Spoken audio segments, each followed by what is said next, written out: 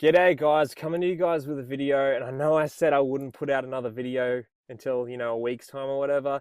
I'm feeling so much better right now, so I thought I'd take opportunity and come to you guys with a Q&A video today. It is about 10 p.m. and I've been sleeping the entire day, to be frankly honest. And I've been in pain all day until like about a couple of hours ago, and I'm feeling so much better. Hopefully the pain doesn't come back. It seems to come during the day and then sort of waver off during nighttime. So hopefully it doesn't come back, but I'm going to see the chiropractor tomorrow, and hopefully they can solve the problem of trying to put my neck back into alignment. Also, apologies for the outside noise if there is any. A train just passed, and also I'm inside the car as well, if you guys haven't noticed. It's a bit dark in here, but to be honest, I'm feeling so much better right now, and hopefully it just continues like that.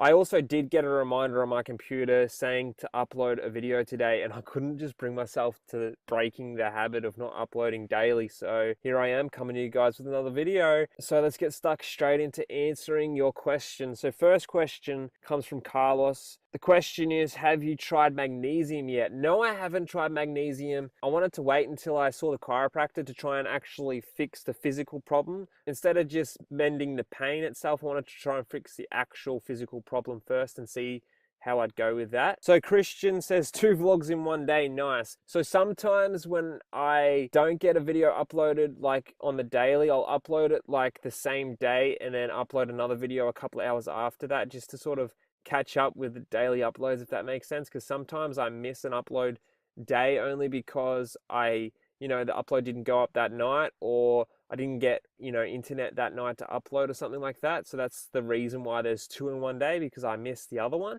And it's just my way of trying to catch up with that. So John says, some of these questions are just related to my health and all that. So I'm not sure if you guys want to, the answers to those questions. It could be a bit boring. John just says, because I have my neck constantly in a forward position looking at the computer, that could be a reason for the pain, essentially. And yes, that's probably true, and I think that's what the culprit is. So I'm just going to try and focus more on my having a straighter posture and having, everything in an alignment, and hopefully that should solve the problem. But if I do get any more questions here of like my health and stuff, and like, how to solve my headaches and all that, I'll try and skip it just to make it a little bit more beneficial for you guys, so you can get some more value out of these videos. Okay, so Alan C has a really good question or a comment. It's spring, take the Surly on a tour of Tasmania. Supposed to be an amazing part of Oz that most people never visit. Or a cheap flight to Bali, head off to the quiet corner of the island, maybe go overlook the Lombok. So that's definitely some really cool suggestions, and I'm really liking the idea of traveling to Tasmania and doing just a solo bike tour, a mini bike tour around Tassie. That would be sick. I actually might do that. That's Alan, thank you. I have put in that adventure idea down on my adventure idea list, and I might do that in the very near future. When my health comes back, I might undertake that adventure, because to be honest, I'm really up for that. That sounds amazing. I have been to Tasmania a couple of times, but to bike tour it, it seems like the perfect place to do so. And to bring you guys along with the vlog, yeah, that's a really good idea. So I might do that, Alan. So Varun asks, what eBay label do you print for your Guitar Heroes? So it depends on the Guitar Hero. Most of the time, the Guitar Heroes would weigh in the same, but they weigh in at about a kilo and a half. So you can do the 3-box option. That's what I do. I choose the 3-box option, and I haven't had a problem with it. You may have to, it just depends on like what the box dimensions are as well. If it's over the dimension amount, you'll have to measure it individually and put it in, and eBay will spit out the label amount for you. Sometimes it can be really costly if you can't get the package small enough. So I would suggest the 3 kilogram box option. That should be the best one for you. So Peter asks, hey bro, can you do more videos of you in store looking at clothes? That is something that I wanted to improve. I'm a little bit shy bringing the camera into the stores, but I'll try and break through it for you guys and give you some inside shots.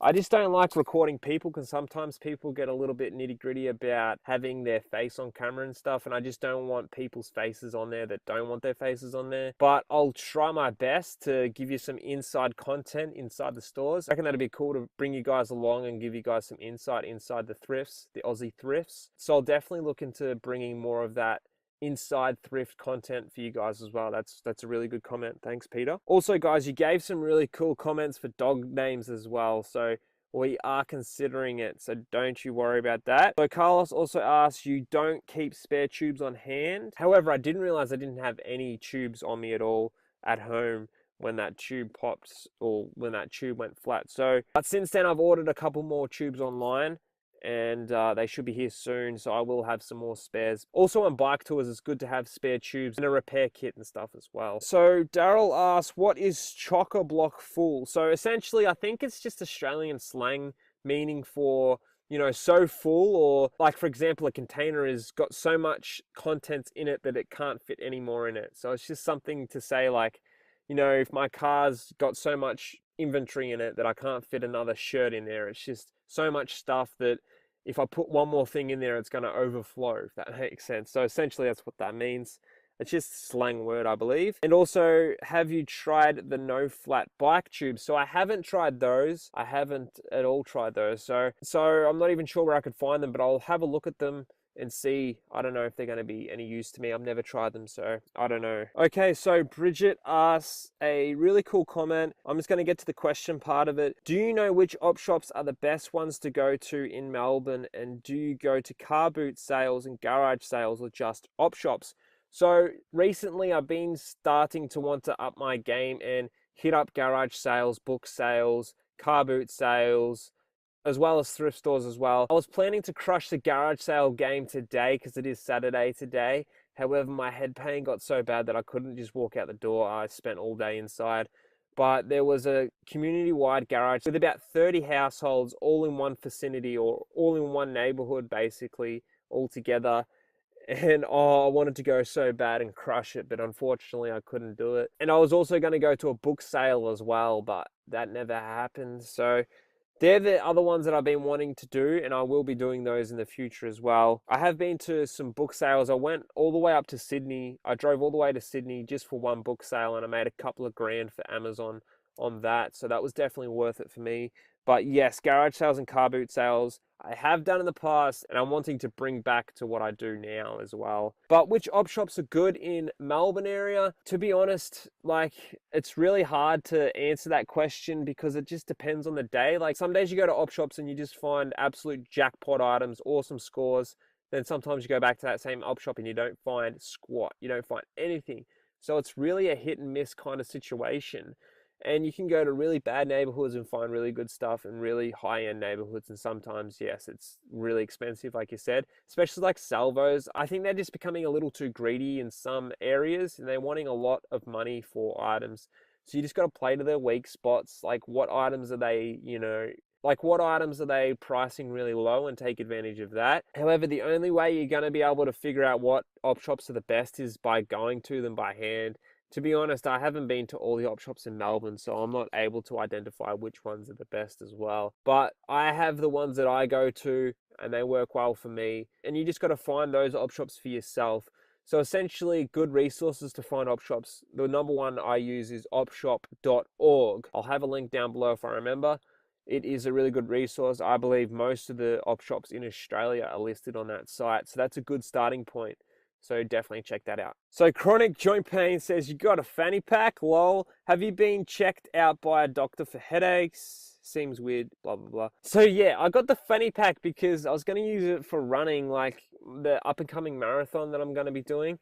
Hopefully I'll be able to do it as well, because I don't know how I'm going to go with this head pain. But let's just see how we go with that. I also have been slacking on my training for it as well. Like the last marathon I didn't do any training for it, and I still ran some good times. I almost bet my PB, I think. However, hopefully I should be fine for this up and coming one. Fanny pack isn't something you want to call here in Australia. That word can mean something a little different here in Australia. So essentially it is a running belt. It's just a belt with a bottle in the side there where I'm going to put some gels in and some nibbles here and there for a marathon. So yes, that is a running belt. All right, so next question comes from Monique. Question is, did you hit up the thrifts in Japan much? So yes, CP and I, we hit up a couple of thrifts here and there in Japan. I believe they call them reuse shops in Japan, and there is potential. I see potential to go back to Japan, hit up the thrifts, and have some fun there while making some yen. I can see the potential possibility with it. They do have upscale thrifts there, so sometimes the items are for probably the same price you're going to ask on eBay. So, however, there is the reuse shops, and we did hit them up, so they were some fun. Another question comes from the College Picker. He asked, backstory on espresso machine thrifted, brand, model, please. Warner Brothers hat I've been digging for the last few vlogs. Dude, I'm totally feeling a trip getaway. About to go around in a few days in a van to refresh. It's definitely a good idea, and hopefully I can get to another adventure. I'd really want to get to another adventure soon and just have that cleanse and get back to it again after that eventually. But the espresso machine, I believe it's a map. I'll have the exact model number on the screen so you can check it out. But that's where it was purchased from, was from a retail store. So I'm not as savvy as you, CP, to thrift it, unfortunately. However, it was brand new, and I think I got that for my mum for a Christmas present, and she's been using it because I think the way they do it, they set it up so that you buy the coffee machine and then you go back to Coles and you buy the little pods specifically that you can only buy in the supermarket that fit in this machine. And I think that's how they get return business. It's kind of a smart way to do it. So Craig Hill asks, have you noticed the sales / impressions have dropped lately, like a lot of people are talking about in the States with the changes to the markdown manager? Funny enough, Craig, I did experience, I think, almost 2 days with no sales. Like my main store, it didn't make any sales for 2 days. Now, that's coincidental or not. It happened around this time as well, so that's pretty crazy. But I'm not sure if I was doing much listing at all that would have affected it, because I think, like, if you're listing items, then you're making sales. And I don't think I was listing much at all during those 2 days. So that could have been the reasoning. However, this markdown manager change thing could have been the reason as well. I'm not 100% sure. Omar says, no garage sale hunt, sad face. So yeah, unfortunately, no garage sales. Once again, I was planning on crushing the garage sales today. However, I didn't get to it. But hopefully next week I'll get to garage sales on the weekend, hopefully. Fingers crossed, I want to hit up the G sales soon. Also, another question from Omar. As a new seller, what tips do you have for a better start that you would have killed to know as a beginner? Also, can you briefly explain the process of looking for items in a store? Do you go quick, slow, have eyes peeled for specifics? And do you hit up many thrifts for sourcing your 10 items a day? All right, so I guess a tip for new sellers that I wish I would have known at the start, at the very beginning, would have saved me some mistakes of buying bad items, is do your research. Like, I say this all the time, and it's like a tip that I'm always throwing out there. And it's kind of like the only tip I really, to be honest, have. And it's do your research, do your due diligence, find what items are the good sellers, and go after those items. The way to do it, practical way, is go to eBay app, look up the sold and completed listings, see what is sold, and search the specific category, whether it's men's clothing, more niche down to shirts, pants, jeans, whatever. See what brands are selling, what types of that brand are selling at really good margins, and then keep your eyes peeled for them at the thrift. That's the tip I would have. So if I was to explain the process of going for items in the thrift, it's kind of based on my knowledge base. I've been doing this for a few years now, so I know what to look for myself that are good sellers just from experience, and this takes some time to sort of understand that.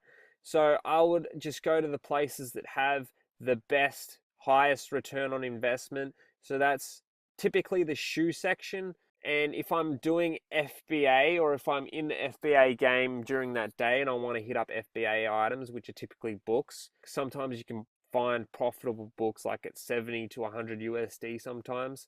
So I will either go to those two sections and then work my way down. And it depends on the op shop's layout as well. Depends like what's closest to the door of entry and stuff. But essentially it's shoes, and then after that it's jackets and coats, and then after that it's like jerseys or sports active wear, and then, or probably jeans in between there as well. And then I'll go to polos and shirts and stuff, which are sort of, or eventually I'll go to bags and stuff before all that as well. It just really depends, but I'm always zipping in and out and through every section, just being quick, fast, essentially getting what I think is profitable. The tip here is if you're in a big thrift, like Savers that has the carts, shopping trolleys, is to just put everything in the cart despite what you think if it's profitable or not, and then at the end find a quiet corner and then look up everything right there and find out what it's worth. And then sometimes you might have some items that aren't worth much. You'll just put them back to where you found it. That's essentially what I do. And for the 10 item goal, if I was outsourcing while sleeping in the car, which is not what I'm doing right now, I'm just in the car, and I thought I'd just quickly shoot this video. But if I was, on the road, I was just planning to do the 10 items so then I can dedicate half of the day or whatever, a percentage of the day to doing other adventurous things or other things other than thrifting. To be honest, it depends. Like sometimes you might find 10 items in one thrift. Sometimes it may take 5 thrifts or so. But when I'm on like a thrift trip typically and I'm just doing thrifting, sometimes I can hit 25 thrifts in one day. That's just going like from open till close and just going non-stop. So it really just depends. So Sinister asks, hey Cody, I have a 3 kilogram flat satchel rate from eBay Ozpost, but have an item jeans that is less than 1 kilogram. My question is, can I use the satchel with an under 1 kilogram label? So I don't really understand this, because if you brought the 3 kilogram satchel from Ozpost, then that includes the postage cost. So you don't want to put a label on top of that, because then you're paying double for the amount of postage, if I'm reading your question correctly. So essentially, if it's under a kilogram, you can send it out in a 1 kilogram box option, which only costs $7.40. So if you can find a small box to pack the jeans into, it should only cost you $7.40. But typically jeans you can just send out in a plain satchel bag and pay the $12.05. But if you're actually asking if you want to put the jeans in a 3 kilogram satchel and it's under a kilogram but over 500 grams, then that still passes. So Matt asks, I've just started selling on eBay and I have a selling limit of 10 items. How can I change it so that I can list more items at once? So probably by the time I'm reading this, you probably would have upgraded, I'm guessing, because it was 6 days ago. But essentially it does take time, and you just need to prove to eBay that you're a legitimate seller. Just sell the amount of items that you're only allowed to sell.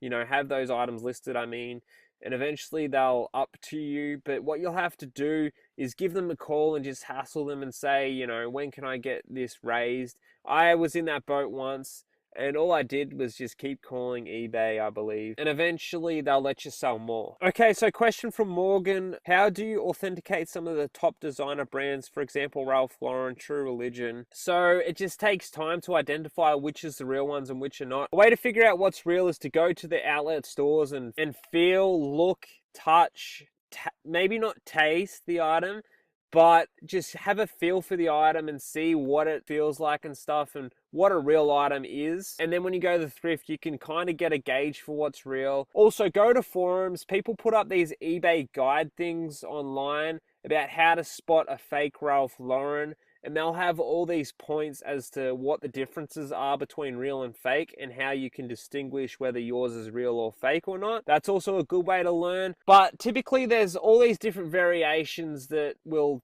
tell you if the item is real or not. So guys, apologies for that. I was recording it on my computer here, and it's doing this stupid thing where it has to load, and it takes forever for it to load up. So I'm going to finish the video off my phone. I think it cut out when I was answering the how to identify fake items question. Essentially, all I would do is just write in how do I spot a fake True Religion, and it will tell you what to look out for. There's specific things to look out for. So just do your research and you'll learn eventually. Also, you can just go out and buy items and then realize they're fake and make a costly mistake like that, which is what I've done in the past. I wouldn't recommend to do that. That's definitely not the way to go. So do your due diligence, figure out how to spot a fake by looking at specific things, especially True Religion with their stitching and stuff. But one more question was from Summero. The question was, do I do eBay sales and use the promoted listings? I have tried the promoted listings when it was just released, and I saw a little bit of increase there maybe. I'm not sure though. I have also run some sales here and there, and I see maybe that does work here and there as well. But my main focus is just getting stock and just listing and turning over items and selling them. And to be honest, the sales do bring more traffic. I have noticed that. So it's definitely something to look into. But I do believe that's all the questions for today's video, guys. Thank you for watching. I might vlog tomorrow. We'll see how we go.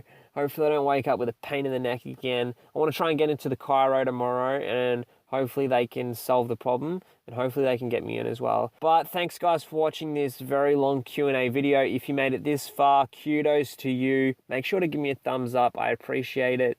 And I'll see you guys in the next video, whenever that may be. See yous.